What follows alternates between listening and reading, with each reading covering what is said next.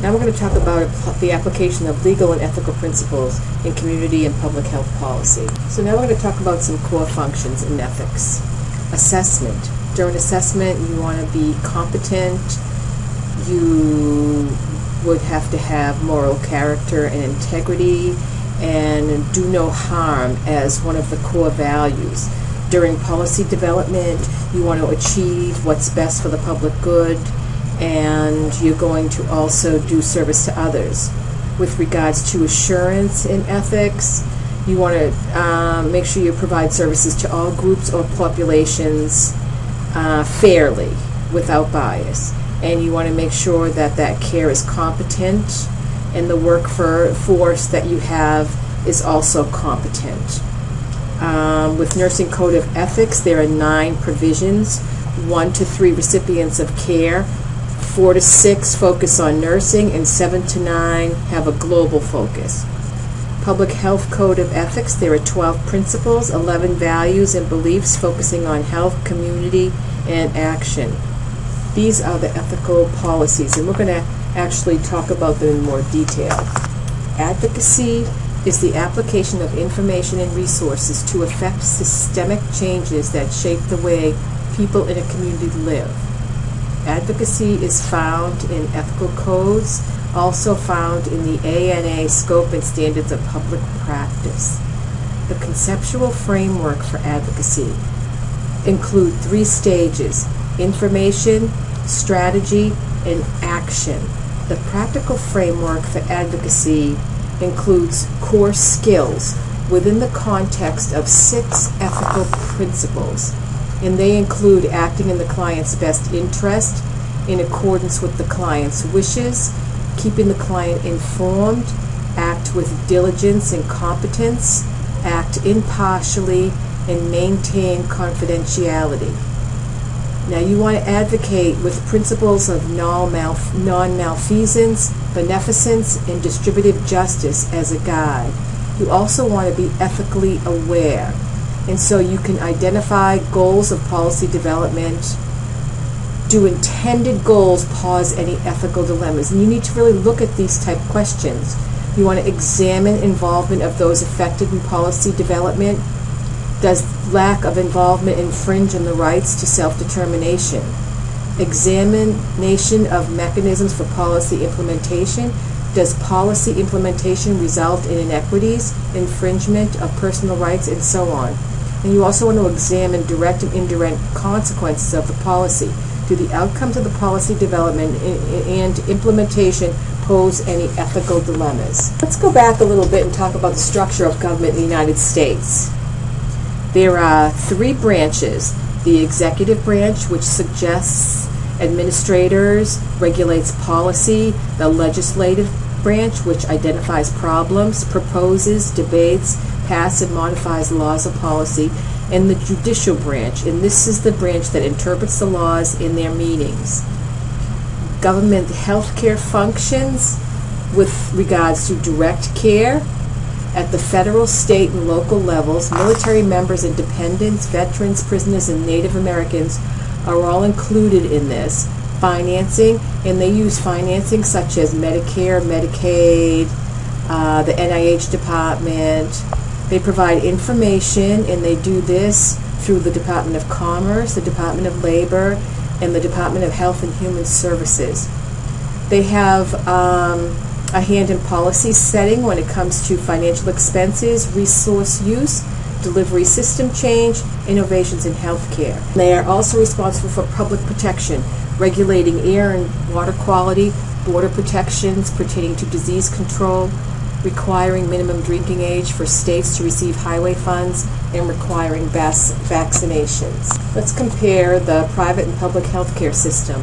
The private system cares for individuals. Their focus is on cure, rehabilitation, restorative, and custodial care. It involves health promotion, prevention, early detection, diagnosis, and treatment. Whereas the public healthcare system focuses on populations. They're there to protect, promote, and restore people's health. They emphasize prevention of disease and the health of the population as a whole. So at the federal level, the scope of service with the general population is to protect against hazards, maintain health statistics, research support, provide disaster relief, and encourage healthy lifestyles. At the special population level, they protect workers, health care for veterans, Indians, and members of the armed forces. At the international level, they are able to promote health and address international health issues. So what is the state responsible for? At the state level, they collect vital statistics. They have a hand in communicable disease control and prevention. They participate in research projects. They set standard for health agencies. They provide licensure and licensure information, and they provide for environmental safety. At the local level, you will find community health services, environmental health services, personal health services, and mental health services. According to Healthy People 2020, an example of one of the health policy guidance goals at the national level is to increase quality and healthy years of life, eliminate health disparities, and there's actually 28 focus areas that I'm not really going to touch on right this now. It is a national effort to promote health and preventing disease for all Americans. And you can actually go to the Healthy People 2020 website and read more about the different areas. And you'll see them periodically here and there throughout this course. There are many organizations and agencies that are involved in community health. There are organizations at the international level. There are some federal health agencies such as the U.S. Department of Health and Human Services, Health Resources, Services Administration, Centers for Disease Control and Prevention, National Institutes of Health, and Agency for Healthcare Research and Quality, Centers for Medicare, Medicaid Services, and others. There are also state and local government departments.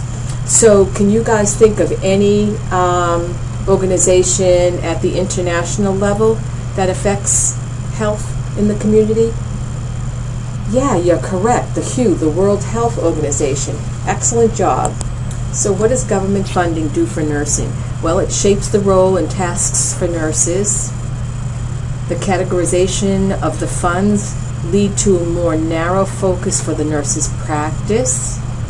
And the general programming is shifted to rebuild public health focus. Constitutional law is the area where quarantines can be required. You know, what authority can quarantines be required? That will fall under constitutional law. The Nurse Practice Act, delivery of home care according to Medicare requirements for payment, these fall under legislation and regulation. And, you know, the ability to work autonomously in any form of self-determination would fall under judicial and common law. The scope of practice sets the standards for within the regulations that you practice. And professional negligence, you all know what that is. It's, you know, doing your due diligence to take care of your patient. If you don't, you could be liable for professional negligence.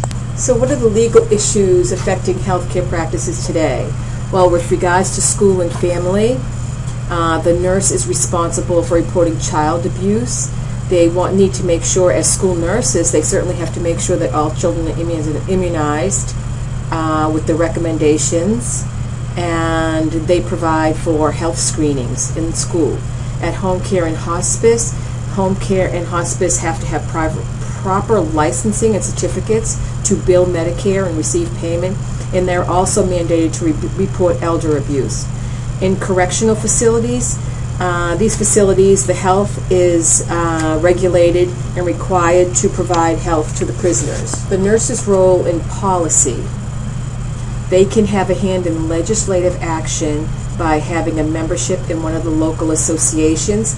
They can also write letters and call their legislator to see if there's anything they can do. And actually, as part of this course during the practicum, you will be advocating for your community.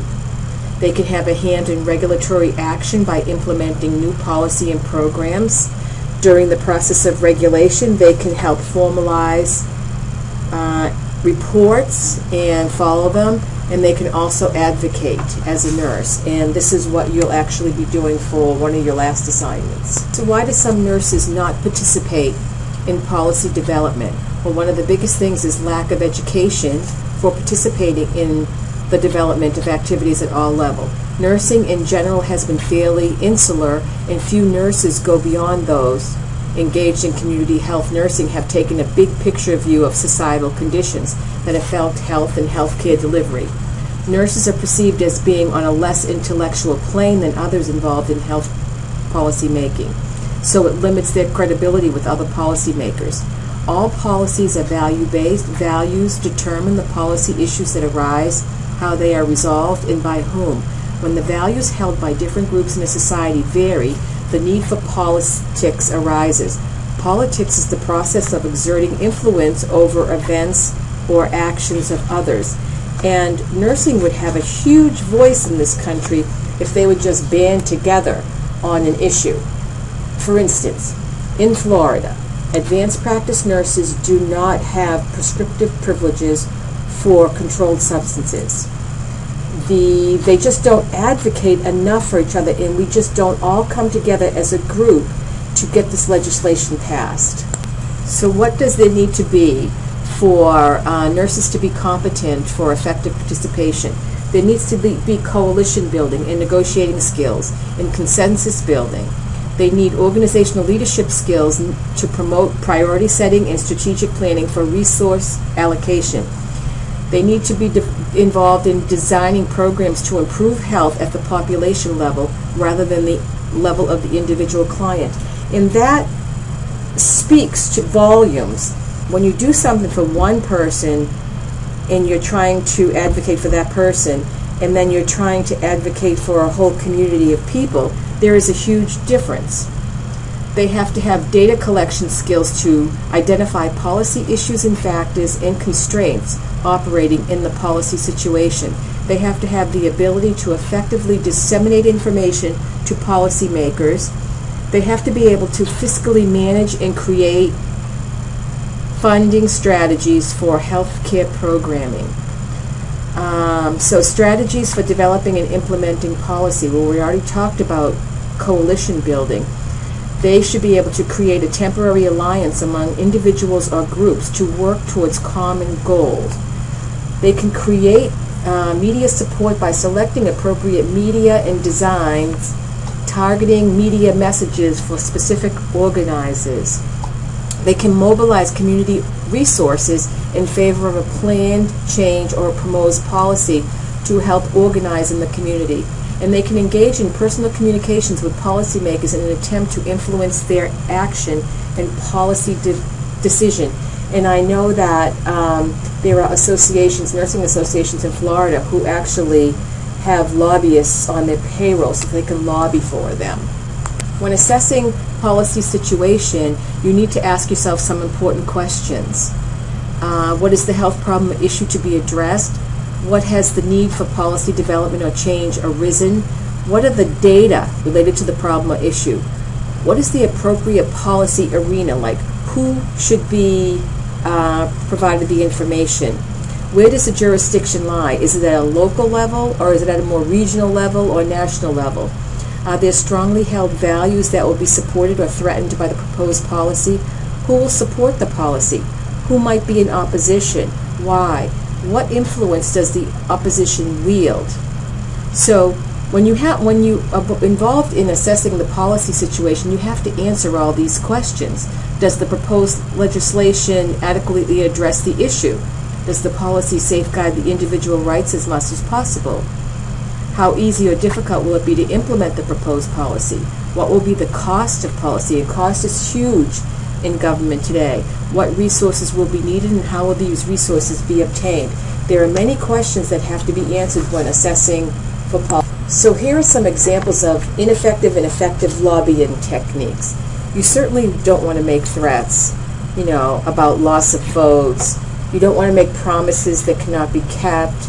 You don't want to pretend to have influence that you don't have. And you don't want to repeat the messages too frequently. Make yourself look like a pain in the neck. Effective lobbying techniques: become familiar with the legislative process. Find out who to go to first. Become familiar with your legislators, especially your local legislators where you have a hand in the voting process. They certainly want to get you on their good side. Know the issue. Know about your lobbying power. What can you do, and can you get involved in a group?